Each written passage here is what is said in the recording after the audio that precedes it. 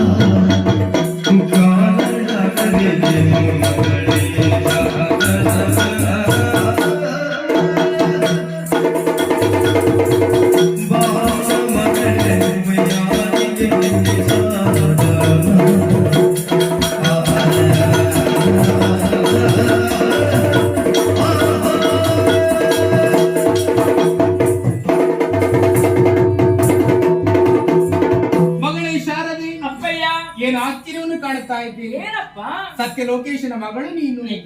ಈ ಸತ್ಯಲೋಕದಲ್ಲಿ ಯಾವುದೇ ರೀತಿಯಾದಂತಹ ಕೊರತೆ ಬಾರದ ರೀತಿಯಲ್ಲಿ ಸಾಕಿ ಸಲಹಿದವನು. ಹೌದಪ್ಪ.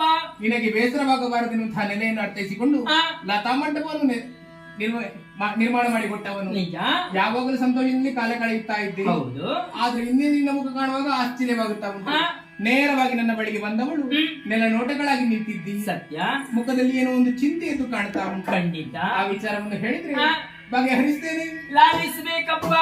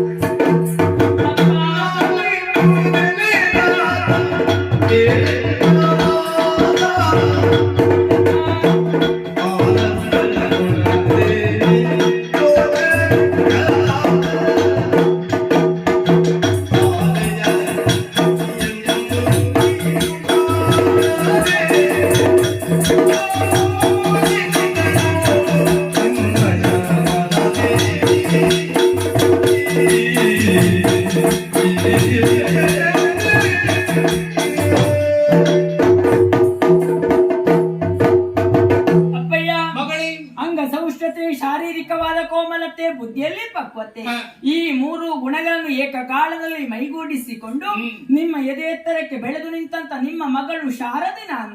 ಮಗಳಿಗೆ ಯಾವುದೇ ರೀತಿಯಂತ ಕೊರತೆ ಬರಬಾರದು ಎನ್ನುವ ನೆಲೆಯನ್ನು ಅರ್ಥವಿಸಿಕೊಂಡು ಸಕಾಲಕ್ಕೆ ಬೇಕು ಬೇಕಾದಂತ ಉತ್ತಮ ಸಂಸ್ಕಾರವೆಲ್ಲವನ್ನು ಒದಗಿಸಿಕೊಟ್ಟಿದ್ದೀರಿ.